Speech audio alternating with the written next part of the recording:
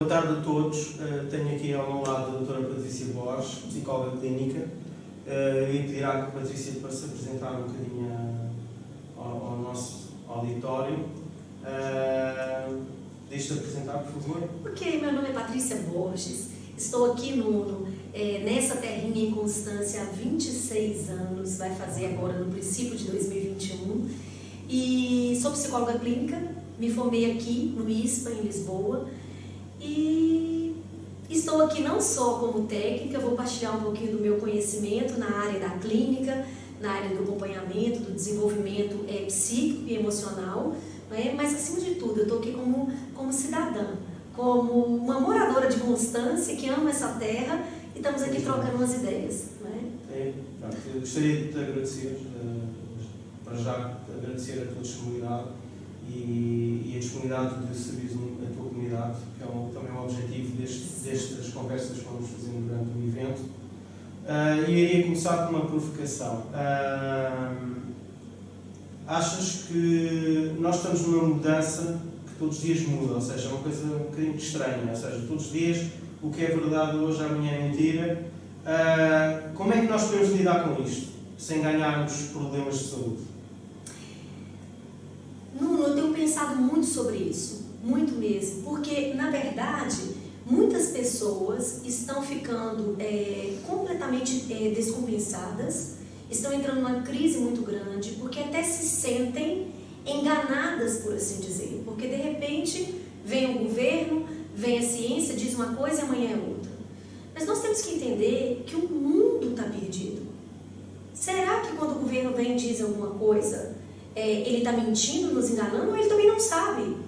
Os cientistas também não sabem. Então, nós estamos passando por um momento de mudança e de transição.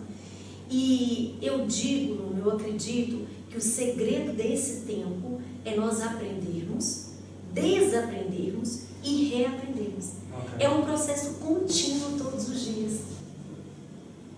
E em termos destas mudanças radicais, tu notas que... Podes-nos falar de algumas estratégias que eu possa fazer em casa, quando me sinto mais triste? No fundo, nós estamos a perder o controle da realidade, um bocadinho. Podes ajudar-nos aqui a encontrar algumas pistas que nós possamos fazer coisas tão simples, hábitos, substituir hábitos, construir novos hábitos que nos ajudem a lidar com esta situação? Você falou uma coisa muito importante, sabe, Bruno? Nesse momento, nós estamos perdendo o controle. E eu acho que essa é uma grande ferramenta que a gente tem que começar a desenvolver. Ninguém tem controle de nada. Okay. Quando nós começamos a entender que eu não controlo nada, que a única coisa que eu controlo mesmo sou eu e as minhas emoções. Né? Então, isso vai me ajudar a descomplicar a vida. Na verdade, a vida tem sido pesada porque nós complicamos muito. Nós queremos ter o controle de tudo, temos um plano porque hoje vamos fazer isso, eu vou comprar uma casa e vou pagar em todos os anos, vou comprar um carro. E nós fazemos planos. Nuno, eu trabalho com o ser humano e sou apaixonada por ser humano. E eu pensava muito sobre essa questão do sentido e do propósito da vida. Né? Porque, na verdade... nós somos os únicos animais que sabemos e temos plena consciência de que vamos morrer. Claro, sim. Certo? Só que por mais que a gente saiba que estamos nessa terra por um tempo determinado, a verdade é que o nosso cérebro, para nos poupar da dor, não é? Porque se eu soubesse que ia morrer amanhã ou daqui a um mês, a dor seria imensa. Então, num lado, o cérebro nos poupa essa dor, fazendo com que a gente esqueça. É por isso que nós fazemos planos, não é? Daqui a 10 anos, daqui a 15 anos, daqui a 20 anos, quando eu for avô, quando eu mudar, quando eu me reformar. Não é? Isso é muito saudável, isso traz leveza para a vida. Por outro lado, o que eu tenho percebido é que isso, às vezes, nos impede de ir ressignificando a vida. O que é ressignificar? É ir parando e fazendo aquela pergunta tão importante. Estou no caminho certo? Eu estou fazendo aquilo que me faz bem, que me deixa feliz? Não é? Aconteceu essa pandemia, eu perdi o controle. Então, como é que eu tenho levado a minha vida? Como é que eu tenho deixado o meu legado, por assim dizer? Como é que eu tenho escrito a minha história? Não é? De vez em quando nós temos que fazer isso. E seria bom que a gente fizesse isso continuamente. Porque quando a crise vier, eu consigo ter essas ferramentas já presentes aqui. Como estás a dizer, no fundo, pronto, é um bocadinho... Estás a dizer que nós temos que fazer planos ao longo da vida, mas que os planos não são coisas... São planos, são sempre passíveis de ser mudados, é isso? E que nós devemos fazer as mudanças que acharmos necessárias para sermos felizes. É um bocadinho por aí? Exatamente. Não é? Eu tenho que entender que eu faço planos porque eu sou um ser pensante e eu tenho que fazer planos. Porque há muita gente que não faz planos. Não é isso que estamos cá a falar, exatamente. Mas há gente que não faz planos, não é? Mas tem gente que só vive dos planos, Nuno. Fazem tantos planos e dizem assim, eu vou viver só quando eu me reformar. Okay. Porque quando eu me reformar, eu já tenho a casa paga, eu já tenho a minha reforma, eu já tenho isso, e aí antes de se reformar, morre. Não viveu nada. Estás a dizer que alguns pensadores disseram, não é? Que o que importa é o caminho, não é? Brilhante, exatamente isso. Nuno, isso do caminho é tão interessante, porque eu acredito que todos nós, sem exceção, estamos nesse mundo com um propósito maior. Tá? É só nós olharmos, independente do que você, né, do que tu ou qualquer pessoa lá em casa acredite em termos da sua própria espiritualidade e do mundo, mas nós sabemos que esse mundo, não é? Vamos olhar para a natureza. Tudo isso tem uma função. Sim. Nós somos o suprassumo da natureza, que é o ser humano.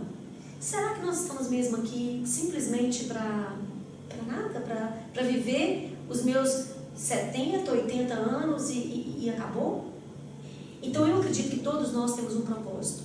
Quando se fala em felicidade, que foi aquilo que você disse, nós técnicos da saúde mental, que trabalhamos com propósito de vida, né? Porque todas as pessoas que me procuram no consultório, todas, sem exceção, elas chegam até a clínica e dizem, Patrícia, eu não estou bem e quero voltar a ser feliz, ou quero ser feliz, ou quero me reencontrar.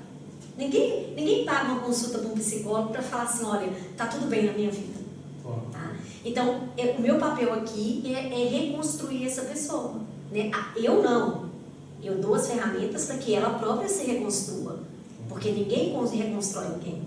Só eu posso me reconstruir. E através dessa análise, a pessoa vai descobrindo ferramentas que estão ali. Então, vamos entender, todos nós temos alguns talentos. Tem algumas coisas que são super fáceis, né? Vocês aí em casa não sabem, mas quando nós chegamos aqui, o Nuno disse, não, depois eu vou aqui editar o vídeo. Eu não sei nem como é que se faz isso. Eu não tenho esse talento. O Nuno tem. Então, claro, cada um nesse mundo tem um talento.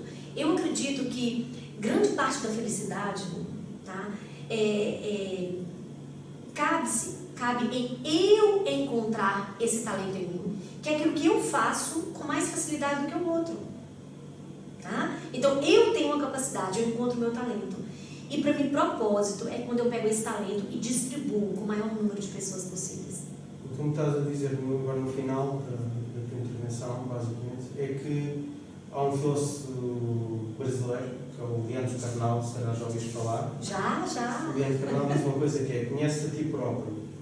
Pronto, é isso que tu estás a tentar nos explicar, que um dos grandes problemas que a humanidade tem é que as pessoas individualmente não se conhecem a si próprios. Às vezes conhecem melhor os outros porque eles não, ou não se gostam de olhar para dentro deles, ou não se conhecem eles próprios suficientemente bem para depois serem felizes. É isso um bocadinho também estás a...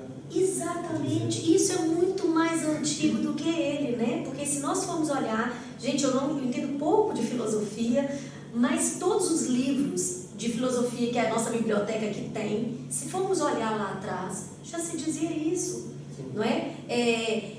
Estamos, por exemplo, na altura, daqui a pouco do Natal, não é? Que comemora-se o nascimento de Jesus. O próprio Jesus, quando esteve aqui, ele disse que gente, a Bíblia é um livro, né, grande, toda a escritura se resumia a amar ao outro, né, a Deus acima de todas as coisas e o próximo como a ti mesmo. Então vamos entender a profundidade disso. Lá Jesus já dizia isso. Eu só consigo amar o meu ser humano quando eu me amo. Não tem outra forma. Isso é a base da empatia. Dizemos que a empatia, da inteligência emocional, é a grande descoberta das últimas décadas. Isso já estava escrito há muito tempo. Né? Sim, nós no fundo reinventamos conceitos que já vêm de trás, não é? Um bocadinho. Exatamente. Nós vamos trabalhando os conceitos e eu gostava de fazer outra pergunta. Perante a situação em que estamos e fora da situação em que estamos, o que é que tu achas do papel da leitura e dos livros na vida das pessoas? Achas que é positivo? Achas que as pessoas devem ler? Eu, como sou bibliotecário, sou suspeito, mas gostaria de perceber a tua percepção e a percepção técnica também da importância da leitura e dos livros na felicidade ou não das pessoas. Se pode ser ajudar a criar os tais caminhos que nós falámos anteriormente. Fundamental. A leitura, ela mudou, ela transformou a vida desde que ela foi descoberta, né, por assim dizer. E a profundidade disso, sabe, Nuno? Não só de nós entendermos como o outro ser humano pensa, né? Porque de repente eu tenho uma leitura e vou ler um determinado autor e falo, peraí, eu também penso dessa forma. Então, é como se eu fosse participante daquilo também, né? Uma outra coisa brilhante da leitura é produzir em nós uma motivação e os sonhos, né? Se de repente isso foi possível, então pode ser possível para mim também. E a vida é feita de sonhos e de projetos, né? Eu acredito que a nossa mente é como um paraquedas, só funciona aberta. Tá? E o que abre a mente de alguém? Conhecimento. Não existe outro caminho. Eu não conheço outro. Tá? E o conhecimento vem através de quê? Basicamente da leitura. Relativamente a estes tempos desafiadores que nós estamos a viver, achas que a leitura pode ajudar no fundo, a completar as ferramentas que tu vais dando aos teus doentes e às pessoas que neste momento que estão a passar por momentos de medo, de ansiedade? Achas que a leitura pode ajudar? Eu lembro da biblioterapia. Achas que a biblioterapia faz algum sentido? Não faz? Qual é a tua opinião sobre isso? Faz, e eu vou além, né? Nós, seres humanos, nós temos alguns órgãos de sentido preferencial, né? Hoje, os estudos já comprovaram isso. Então, tem pessoas que são mais auditivas, tem pessoas que são mais visuais, né? E é interessante que eu posso... Quem é mais auditivo, por exemplo, pode dizer assim, eu não consigo ler um livro, mas eu posso ouvir um livro. Claro, só ler um livro, sim. Eu posso ouvir, né? Porque não só vai me ajudar em termos de informação, isso é muito importante para poder acalmar aqui dentro, mas a leitura tem uma capacidade gigante de produzir em mim uma ferramenta que é o que aquietar. Tá? Essa ferramenta é muito, muito, muito importante nos dias de hoje. Porque a agitação é tão grande que o que acontece é que eu vivo agitado. Quando chega, por exemplo, no fim de semana, que eu posso descansar, eu já vim agitado a semana inteira. E aí eu chego em casa e fico assim, não sei o que está acontecendo, tem uma coisa aqui dentro de mim? Não tem nada. Tem a agitação da semana. Se eu aprendo a parar o mundo, pegar um livro e ler, naquele momento eu dei uma nova estratégia para minha mente. Acalma e fica aqui. Isso é tão sério, porque vamos pensar, no dia a dia, como é que nós fazemos? Você chega no trabalho, por mais que você esteja no trabalho, você está pensando no filho, na esposa, no esposo, em tudo que está acontecendo em casa. Eu chego em casa, estou pensando naquilo que está acontecendo no trabalho. E eu passo a vida em outro lugar que não seja aquele. Na leitura isso é impossível. Quando eu tiro para ler um bom livro, eu tenho que parar e me concentrar nessa leitura. Quem consegue fazer isso tem uma ferramenta gigante que é conseguir estar no local a 100%. E quando eu aprendo aprendo a ler, eu vou aprender a sentar com meu filho e brincar com ele. Sem estar brincando com ele, pensando naquilo que eu tenho para fazer. Quando eu estou jantando com o marido, com a esposa, com o namorado, com a namorada, eu estou 100%. Eu não estou aqui jantando e resolvendo o problema do trabalho. Okay? Então a leitura é fundamental. Pegando esse gancho, Nuno, que eu trouxe essa bolinha aqui, tá? Para vocês aí de casa, poderia ser para eu poder relaxar, mas não foi essa a intenção. Nuno, dentro da psicologia, nós trabalhamos muito um conceito chamado resiliência. Então, o que é isso da resiliência? É a capacidade que o sujeito tem de passar por um problema, se deprimir, e quando eu digo deprimir, não é só a depressão, mas o estar deprimido no sentido de estar totalmente desinvestido de qualquer tipo de prazer que a vida dá, porque estou passando por uma doença, por um luto, por um divórcio, por qualquer outro problema. E aí eu fico o quê? Todo assim, amassado. Resiliência é quando, a partir de um determinado momento, eu consigo me recuperar e volto a ser a Patrícia que existia antes do problema. Eu volto a ser o Nuno que existia antes do problema. Então a resiliência é a capacidade de voltar, tá?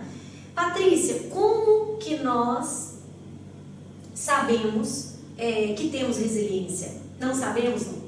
Porque a resiliência, ela só vai aparecer no momento da crise. Ou seja, a resiliência, no fundo, é aquilo que nós todos passamos na vida, é quando estamos no fundo do poço, podem ser por muitas razões, não se sabe como, vem uma força interior e empurra-nos para a frente, é isso? Perfeito, Nuno. Exatamente. Agora vamos entender. De repente, esse fundo do poço, que é mais ou menos o que todos nós fizemos aqui. Tá? Sim. Quer dizer, de repente, viram um bibliotecário, não é, que trabalha com livros físicos e dizem não se pode entrar em lugar nenhum. O que eu faço? Pega um professor que estudou anos e tira os alunos. Não é? Nenhum professor aprendeu na faculdade a dar aula pelo computador. Não. Ok? Não foi para isso que alguém tirou. Provavelmente, se os professores soubessem, não teriam escolhido essa profissão, se fosse só online. Tá? Então, todos nós ficamos perdidos. Tá? Então, eu tenho que tirar a criatividade de dentro de mim, tirar os recursos para voltar a ser aquela pessoa, que é o que nós chamamos de ressignificar. Só vai acontecer no processo. Tá? Porém, as tais ferramentas que nós estávamos dizendo, é as ferramentas do dia a dia. Pensa bem, uma pessoa que pratica leitura, ela aprendeu a acalmar. Quando a crise vem, ela tem essa ferramenta dentro dela. Alguém que pratica a gratidão, quando a crise vem, ela fala, calma, tem coisas boas aqui. E aí ela pega essa ferramenta que é a gratidão, tá? E produz a resiliência. Não é? Por exemplo, se você quiser saber se alguém é resiliente, é só você perguntar para alguém, me conta algum período de crise na sua vida. A forma como aquela pessoa relata, você já sabe, vou te dar aqui uma ferramenta, se ela é resiliente ou não. Okay. Se aquela pessoa disser, eu passei por uma perda muito grande e nunca mais voltei a ser a mesma pessoa, eu sou revoltada com isso, ela não é resiliente. Mas quando a pessoa tem gratidão, ok? Olha, foi horrível, não teve nada de bom, mas eu aprendi tanta coisa com isso. Hoje eu sou uma pessoa melhor do que o que eu era antes disso. Sim. Gratidão. Mas isso é uma maneira como colocaste esse processo, não é, no fundo, e nos explicaste essa ferramenta. Mas a resiliência também é uma coisa que uma pessoa que esteja numa situação que não tenha aprendido essa lição, se quisermos, e que continue agarrado ao passado, pode sempre mudar, é uma coisa que as pessoas podem mudar, ou não, ou é uma característica que não foi da própria pessoa, ou a pessoa pode mudar. Isso, a resiliência pode ser uma coisa trabalhada e pode sempre ser puxada com a ajuda, não é, de ferramentas. Sempre. Essa é a notícia boa. Ok, boa, ótimo. Sabe por quê? Porque o desenvolvimento cognitivo não. Tá? Nós sabemos que algumas pessoas, por mais que estudem, elas não vão alcançar um desenvolvimento cognitivo como uma outra pessoa. Claro. Tá? Mas a inteligência emocional está à disposição de todos. Todos. Quem estudou, quem não estudou, quem é rico, quem é pobre, branco, negro, brasileiro, português, qualquer um. Qualquer um que queira desenvolver a inteligência emocional, a empatia, a resiliência, com treino é possível, em qualquer idade que ele esteja. Isso é uma excelente notícia, porque pronto, isso são situações que, como tu disseste muito bem, há pessoas que conseguem fazer isso, dar esse salto e tornarem-se outras pessoas. Voltam ao que estavam antes, mas nunca voltam sempre melhores, não é? E o objetivo é um bocado por aí. Pronto, o Nuno que é de hoje não é o Nuno que era quando tinha 20 anos ou 30 anos.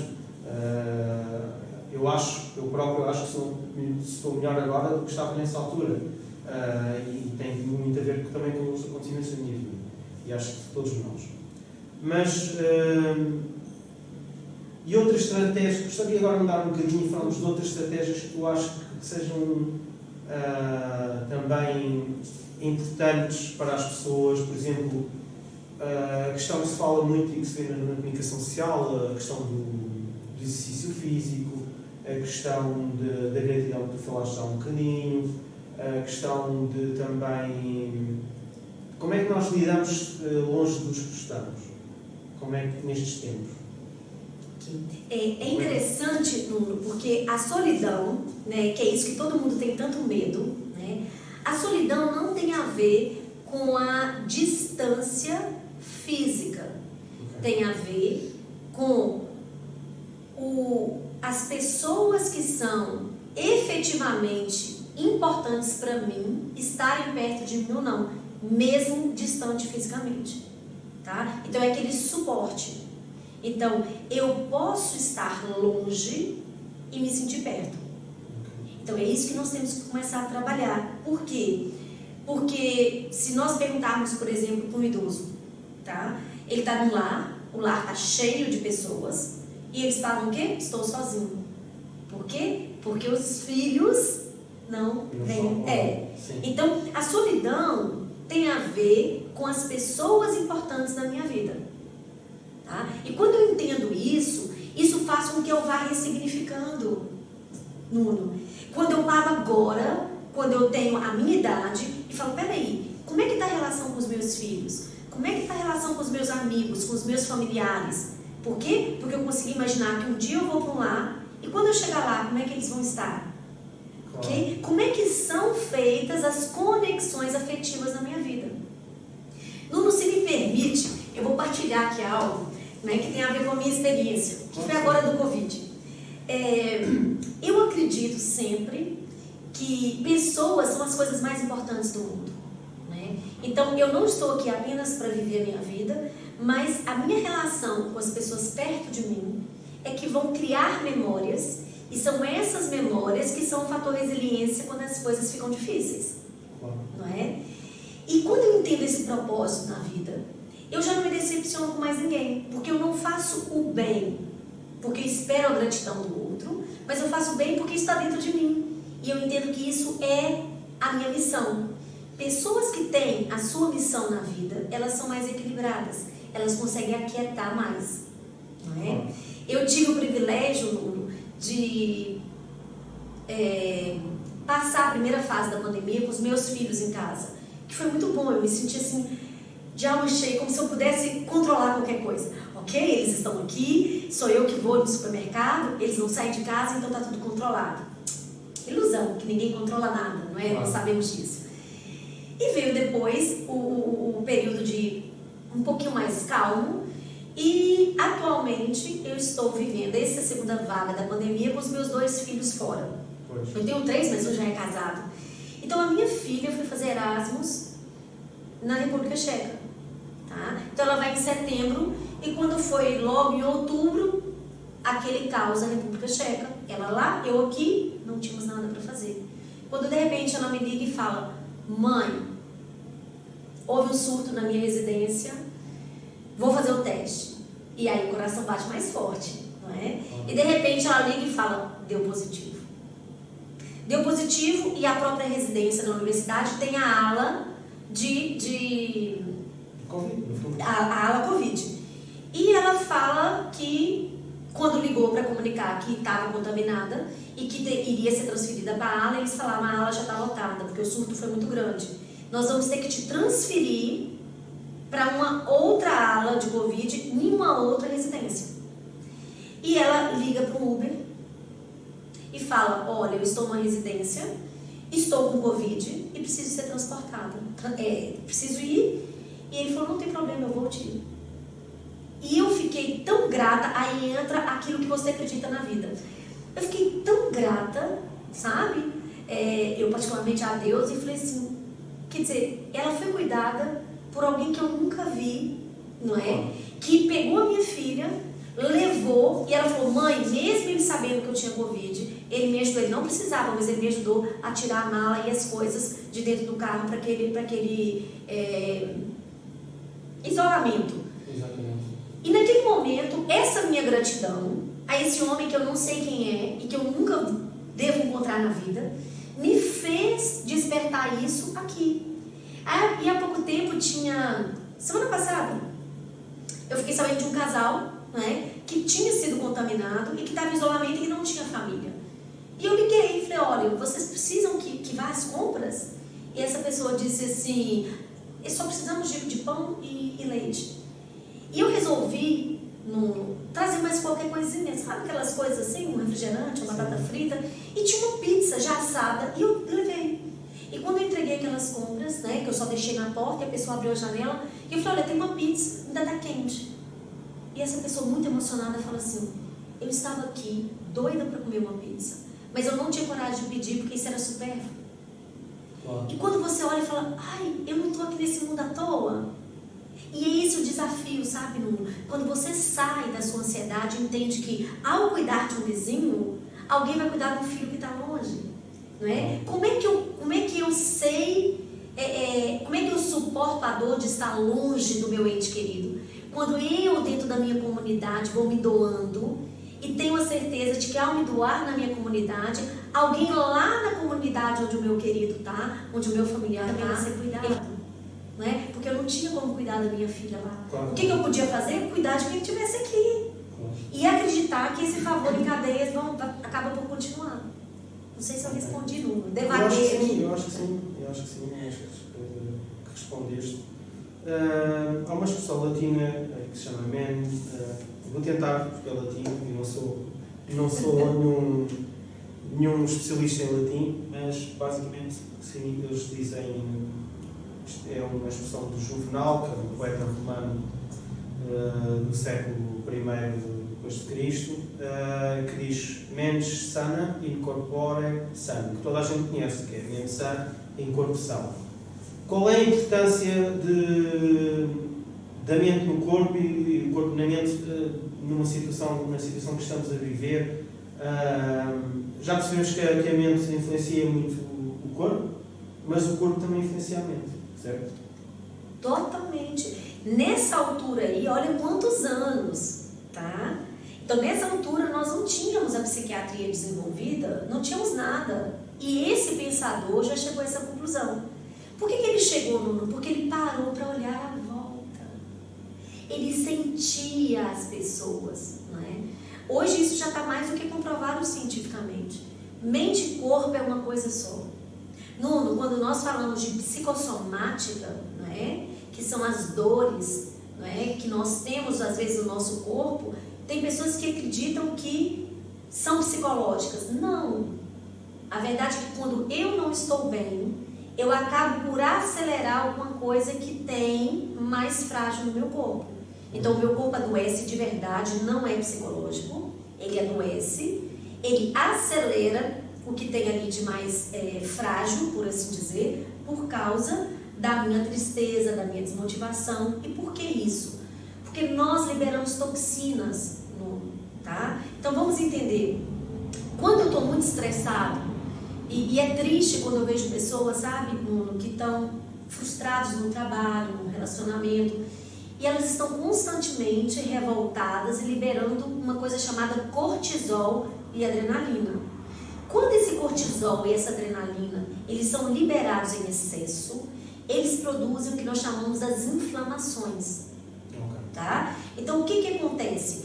O cortisol, ele vai inflamando todo o meu corpo. E esse cortisol, ele vai produzindo aquilo que nós chamamos as ites todas. Por isso tem pessoas que falam, eu tenho bursite, tendinite, fibromialgia. Patrícia, foi criada pela mente? Não. Mas se eu tenho, tá? Imagina, eu já tenho artrite. Se eu estou muito estressada, muito deprimida, muito negativa, eu estou todos os dias liberando cortisol. Okay. Se o cortisol ele é inflamatório, então a minha artrite vai inflamar ainda mais. Então, se eu tenho artrite e tenho uma dor no grau 5, né? E de repente o Nuno tem artrite também, mas é muito pessimista, é muito estressado, é muito nervoso e está liberando cortisol o tempo todo. A mesma artrite sua vai ser sentida numa dor 10. Okay.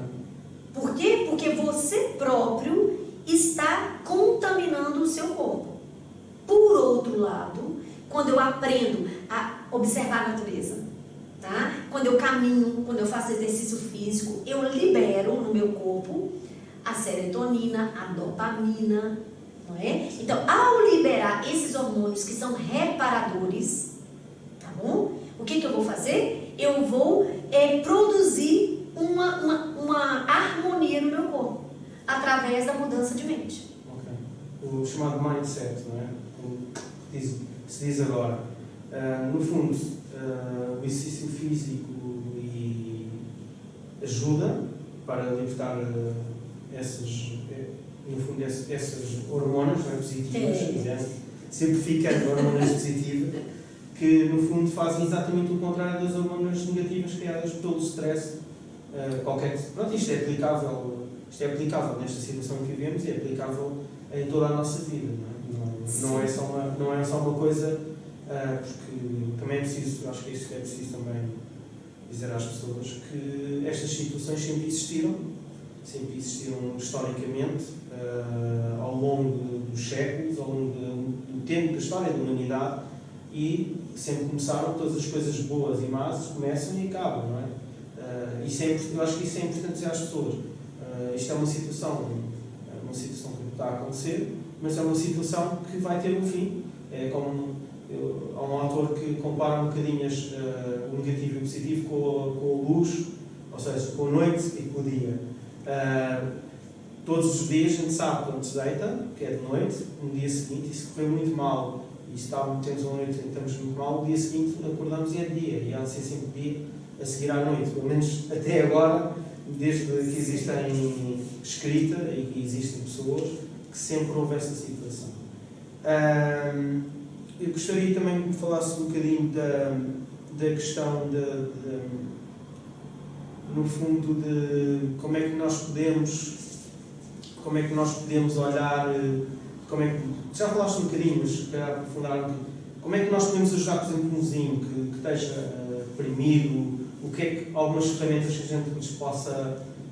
Também já percebemos que isto depende da vontade individual, ou seja, uma pessoa que esteja deprimida, se para mudar tem que também ter essa resiliência, mas a resiliência também se ajuda.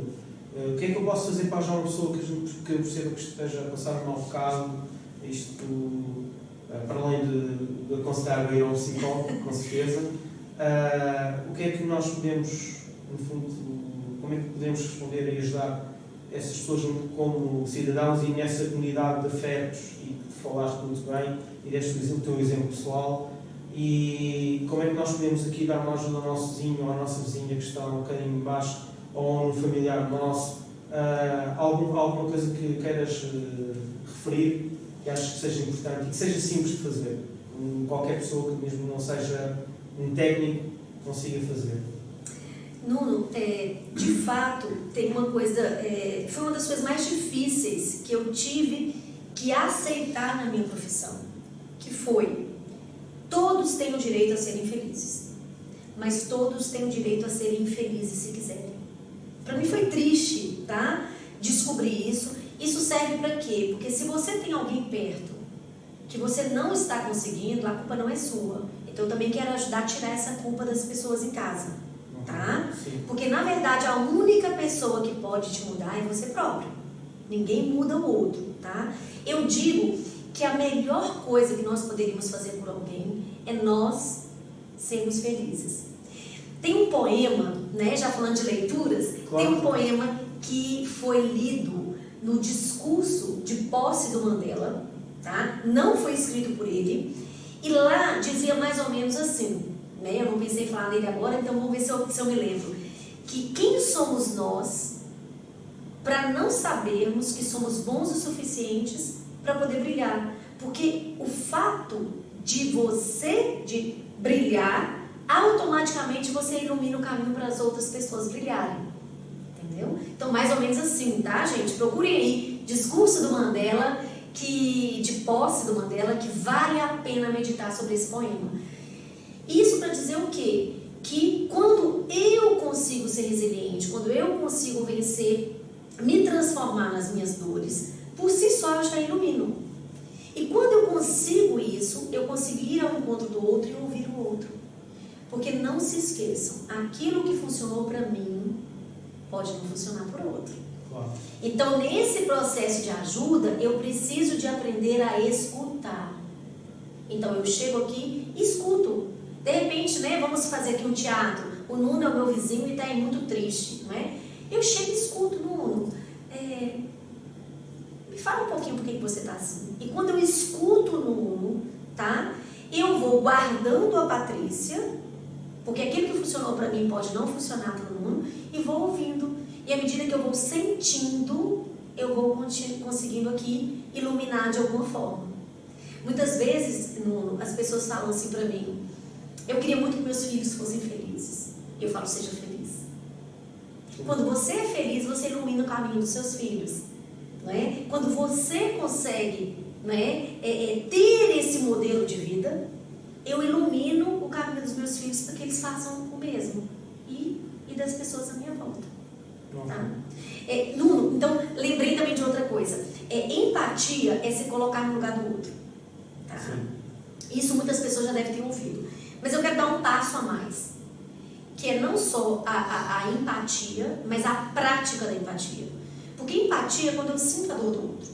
Então imagina, eu posso chegar aqui perto de você, imagina que nós os dois moramos no mesmo prédio. E eu falo: Nuno, você viu a dona Josefina lá do 3º andar, tá com cancro de mama, fez uma mastectomia e não tem ninguém, coitado, os filhos estão todos morando no estrangeiro. Morro de pena da dona Josefina.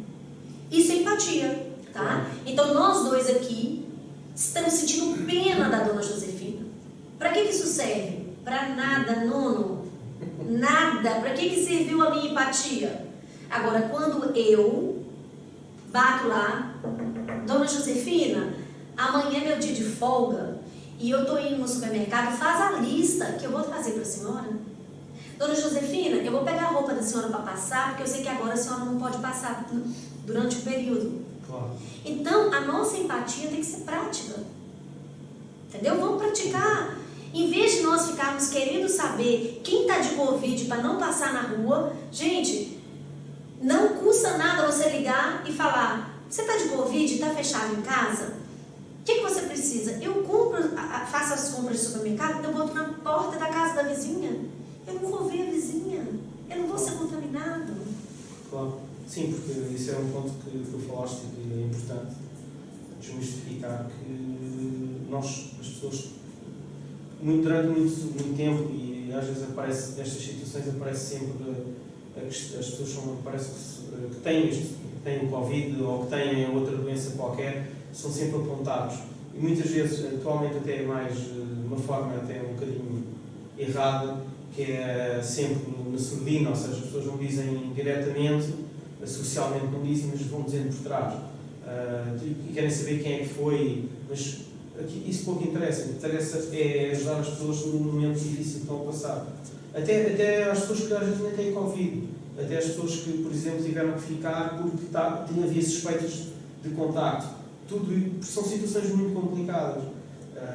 E falei com algumas pessoas, até da nossa comunidade, que passaram por essa situação. Ou seja, não tiveram Covid, mas ficaram em casa e até saberem-se que tinham essa situação, que não tinham essa situação, neste caso, que tinham os testes negativos, mas na prática tiveram que se isolar, custou-lhes imenso ficar sozinhos e não sair do quarto ou não sair do local onde vivem, e acho que tem que haver, por parte do resto da comunidade, na minha perspectiva, alguma e total humanidade. Ou seja, tu achas que esta pandemia está a trazer um bocadinho de desumanidade, do salve-se quem puder, ou seja, eu quero ficar bem, eu e a minha família.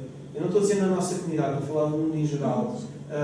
Alguma loucura, como nós temos visto, algumas pessoas, ainda hoje ouvi nas notícias, fizeram uma festa num determinado local em Portugal, tipo lá em GNR, e há pessoas que não acreditam nas medidas de contenção, que não acreditam que o vírus existe, há médicos a pôr em causa a existência do vírus, teorias de conspiração, fake news.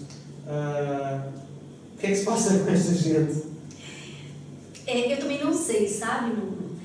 Mas o que eu acho o vírus já provou uma coisa. O vírus em si, ele não é o problema. O que é o problema do Covid? É o portador, tá? Então, quando o vírus entra em uma pessoa que está mais fragilizada, essa pessoa vem a óbito, não é? E no primeiro momento achávamos que tinha a ver só com a idade, e não. Vimos às vezes pessoas com 20 anos falecerem e pessoas com 90 recuperarem. Então, o vírus tem mais a ver com o portador do que propriamente com o vírus em si. Porque na maioria das pessoas ele é assintomático. Sim. Certo? Então vamos entender. Isso vai funcionar com tudo. Aquela família que já está doente, com o vírus vai haver o divórcio. Aquela empresa que já estava ruim, ela vai falir. Você está me entendendo? Na verdade, esse vírus vai mostrar muito daquilo que é a minha realidade. Não é o vírus que trouxe o divórcio, mas é aquela família que já estava doente, que ao ter que ficar em isolamento juntas, não resistiram. Claro. Porque o contrário também se verifica, tá? Eu conheço muitas pessoas que, nesse momento de pandemia, falaram assim, nunca mais eu vou trabalhar o tanto que eu trabalhava. Porque eu descobri, eu redescobri, né, que o importante é a minha família, foi nesse momento. Só que a mídia vende muito mais tristeza do que alegria. Então, nós sabemos sempre daquilo que deu ruim, que foi ruim. E esquecemos, às vezes, de notificar aquilo que foi bom, porque aquilo que é bom, às vezes, fica um pouquinho, não é? Então, nós temos que entender que essa pandemia vai trazer ao de cima a verdadeira raiz daquela pessoa, tá? Então, é nesse momento que nós temos que trabalhar a humanização. Eu fiquei em isolamento profilático já, eu já fiz o teste 2 vezes, deu negativo as 2 vezes. Mas eu já tive que ficar em isolamento profilático.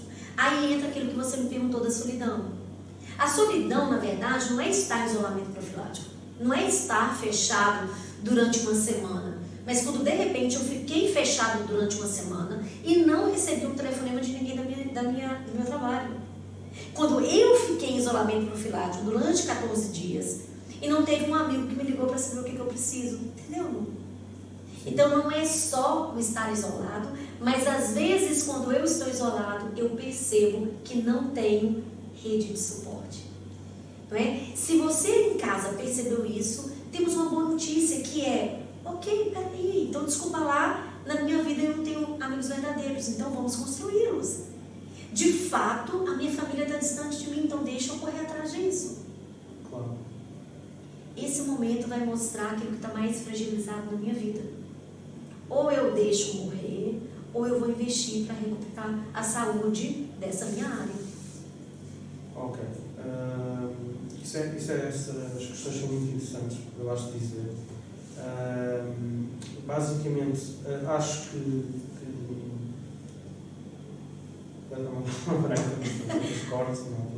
acontece, né? Mas essencialmente há outra questão que eu te queria colocar, muito simples.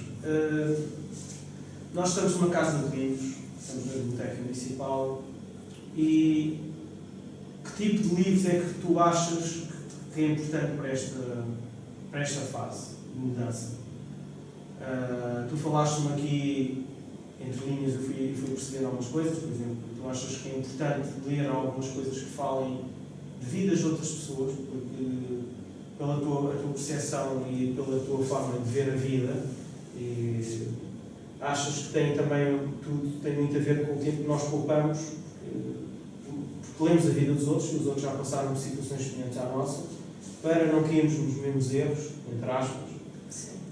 Estamos a ganhar tempo. Mas outros livros, achas que se deve ler livros mais suaves, menos suaves? Achas que, por exemplo, agora está a haver uma moda de livros sobre Auschwitz, que já vinha atrás, já vinha antes da pandemia.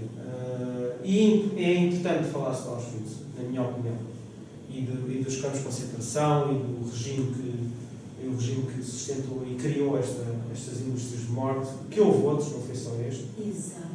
As pessoas não podem ter memória curta, não foi só este regime que criou esta situação. Achas que devemos continuar a ler esse tipo de coisas ditas mais pesadas? Devemos ler coisas mais ligeiras, como livros de aventuras, vai imaginar isto, sei lá, desde o Júlio Verne, por exemplo, que são mais clássicos, ou outros autores mais modernos. O que é que tu achas? Achas que as pessoas devem continuar a ler tudo? Porque há uma coisa que eu percebi nas tuas intervenções, é que o mal e as más notícias estão sempre nas redes sociais, na televisão, nos mídias, que infelizmente isso é uma tendência que sempre, desde que eu nasci, lembro-me disso, era mais fácil falarem de uma coisa que tivesse corrido mal do que uma coisa que tivesse corrido bem na humanidade.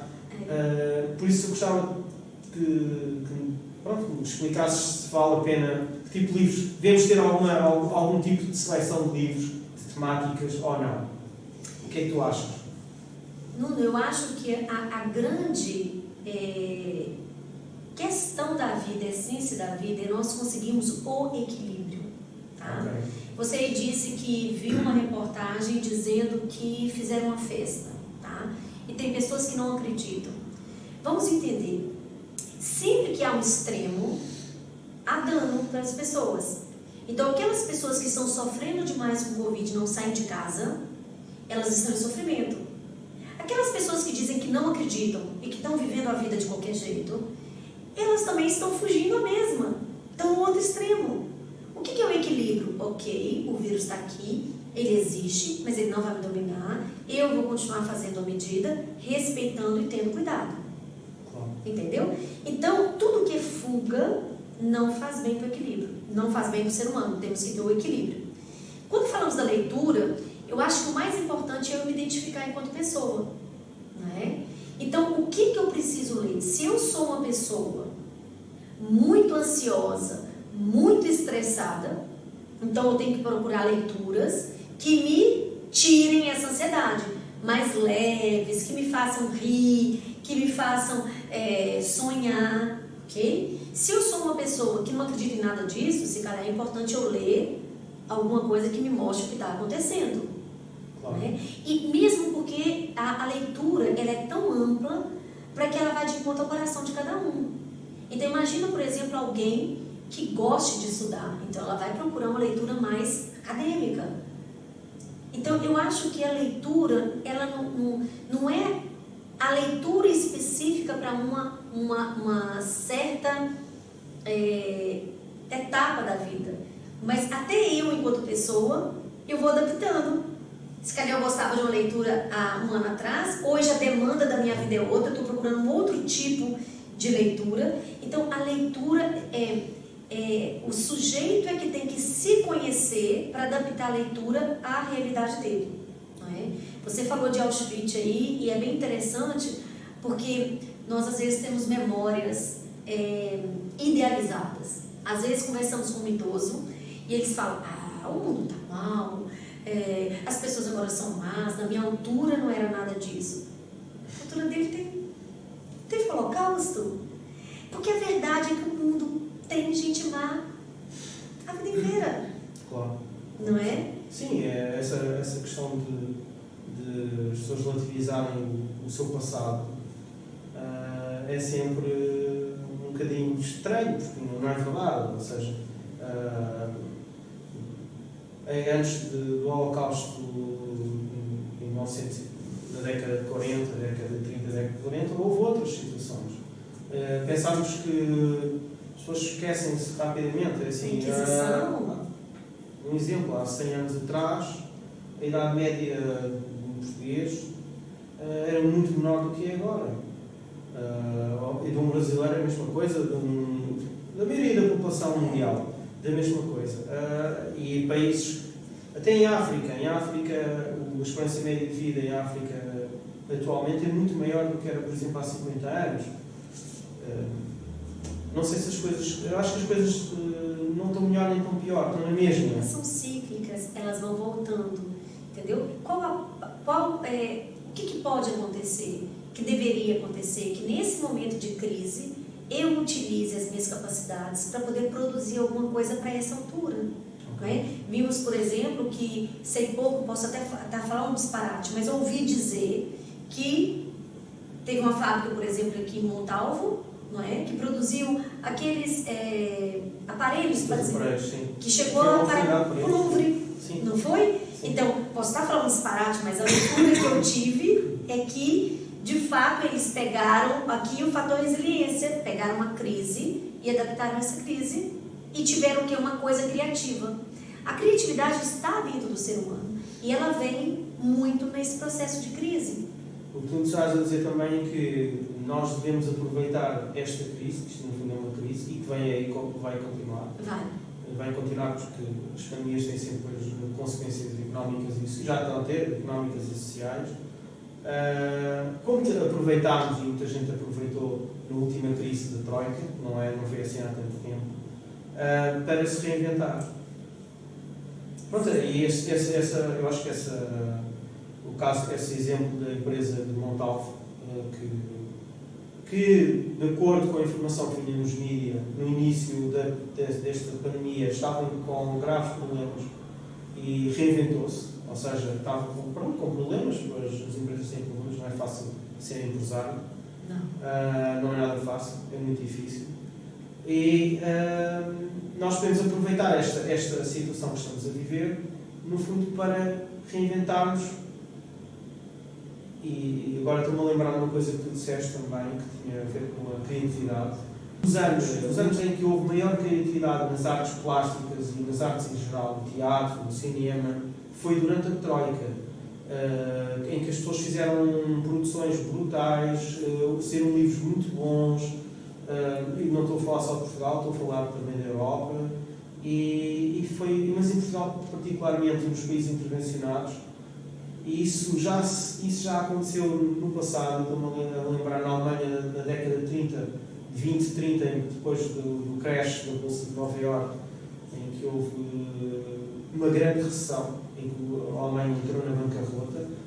A produção literária, artística, teatral na Alemanha, mesmo de cinema, nunca foi tão boa, e acho que a Alemanha nunca teve um expoente tão grande, e depois fez com que muita gente fosse para os Estados Unidos e para outros países, em que, por exemplo, no cinema, muitos realizadores saíram da Alemanha o nazismo, mas vinham nesses tempos, como nessa altura. Se calhar isto pode ser também uma oportunidade. É sempre, Nuno, se nós olharmos para os grandes ícones em qualquer área, cinema, teatro, política, qualquer ser humano que se superou, ele passou pela crise. Na verdade, a crise é aquilo que me impulsiona a essa transformação verdadeira. E quando eu encaro isso, quando eu olho e falo, calma, peraí, desabou tudo, o que sobrou? Como é que eu posso me reinventar? E nisso de reinventar, nós temos que reinventar sempre todas as nossas áreas. E fez-me lembrar agora quando você dizia que foi, muitas vezes as pessoas chegam perto de mim e falam assim, num casamento, por exemplo, o meu marido ou a minha esposa já não é a mesma pessoa. E eu sempre pergunto, e você é a mesma pessoa? E a pessoa, não. Então, se você também mudou, o outro também pode mudar. Então, quando eu vou começando a ver essas mudanças e corra atrás dessas mudanças antes que tudo se acabe. Claro. Né? Porque a vida, exatamente como as estações do ano, tem fases. Tá? E as fases vão mudando. E quando o inverno começa, a roupa do verão já não encaixa mais. Então, isso assim é em todas as nossas relações. No meu trabalho, aquilo que eu utilizava há 20 anos atrás no meu trabalho, eu não posso utilizar hoje. Entendeu? A regra que eu dava para o meu filho com 4 anos não é a mesma regra que eu vou dar com ele quando ele tiver 15. Claro. Entendeu? O casamento, ele vai passando por fases. E se eu não aprender a mudar as vestes, né? E reinventar, vai tudo ficar por lá. Então, vamos reinventar. Então, deixo com este mote, vamos nos reinventar, e agradecendo já à doutora Patrícia por este bocadinho que tivemos aqui neste evento. Espero que tenham gostado e até uma próxima. Obrigado. Com certeza.